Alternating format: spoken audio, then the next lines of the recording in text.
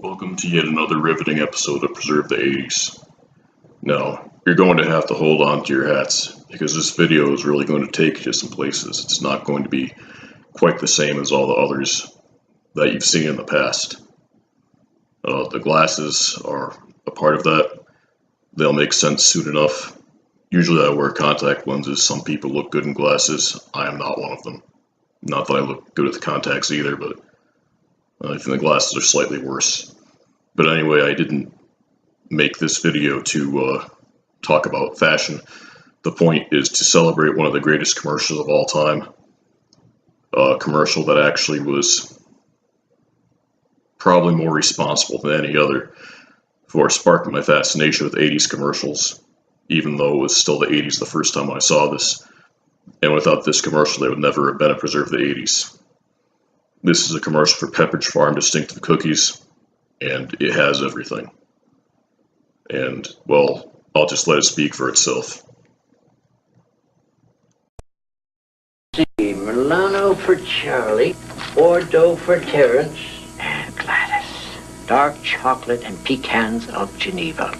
Pepperidge Farm distinctive cookies inspire fierce loyalty. Everybody thinks their favorite is the best. They're right. Party's not till tomorrow.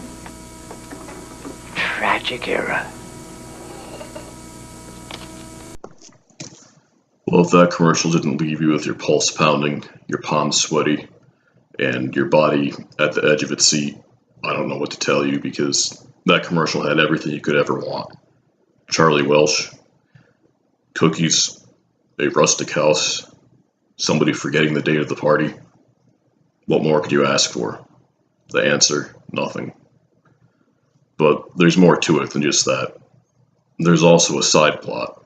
You notice he gets pretty excited when he talks about Gladys. Now this seems like a party that's going to involve mostly old people, so Gladys must be the femme fatale of the group. Maybe even a Depends model. That would be my guess.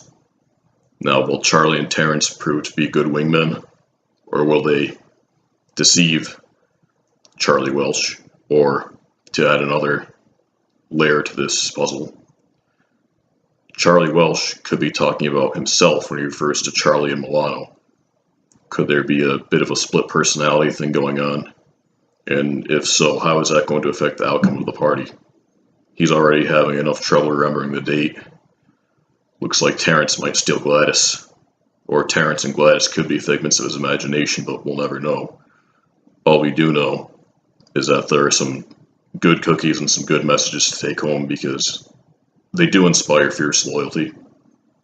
Everyone does think their favorite is the best, and they are right.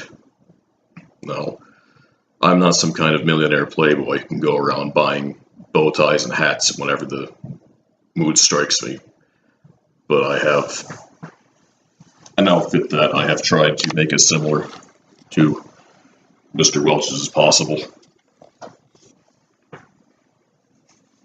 And I'm also balding, and I've got the glasses that are kind of bent, and some paunch. So, anyway, to get to the point, there's a saying: life imitates art, and art imitates life.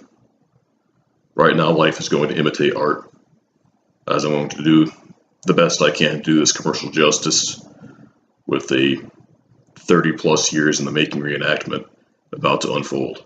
I hope you will enjoy it. Now let's see. There's Milano for Charlie, Bordeaux for Terence, and Gladys. Dark chocolate with pecans of Geneva.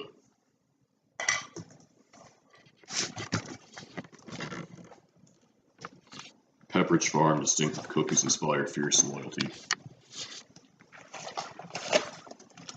Everyone thinks their favorite is the best. They're right. Party's not until tomorrow.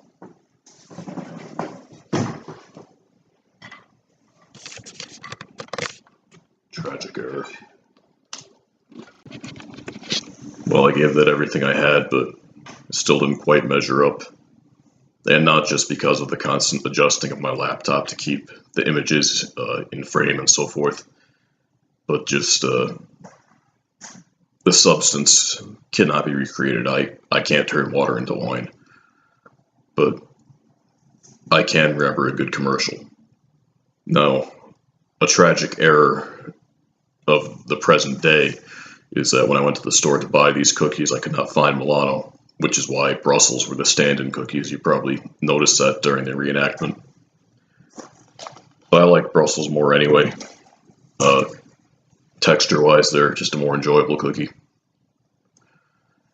But at the end of the day, that's somewhat immaterial, because what we need to do is look back on this wonderful commercial and remember it for all of the glory and splendor that it possessed, and just all of the compelling storylines it had, and the things it really fills the mind with questions and worries and doubts.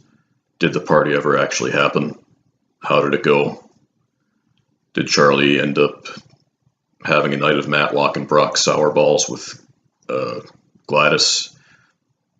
Or did Terrence, being less senile, manage to steal the show?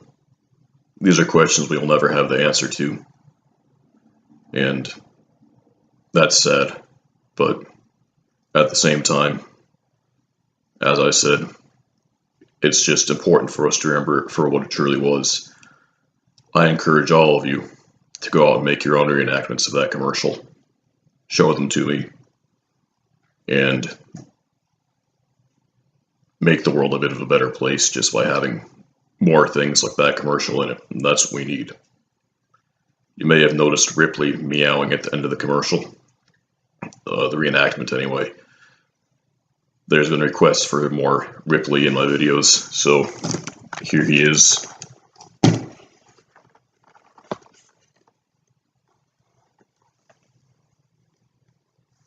Or I think I'm getting him. This is the problem when you don't have professional videography equipment and you're stuck using Movie Maker on a laptop. But on my budget, that's about as far as things are going to get. There is money in this month's budget, possibly for a microphone clip, so I wouldn't have to keep moving the screen around. Or the corn nuts, but not both. And you know the corn nuts aren't going to be left out. But I'm digressing here. Just let's close now without any further ramblings, because I'm sounding a bit senile myself at this point. But just remember that commercial, and every time you eat a Pepperidge Farm commercial, or a Pepperidge Farm cookie, think of Charlie. Good evening.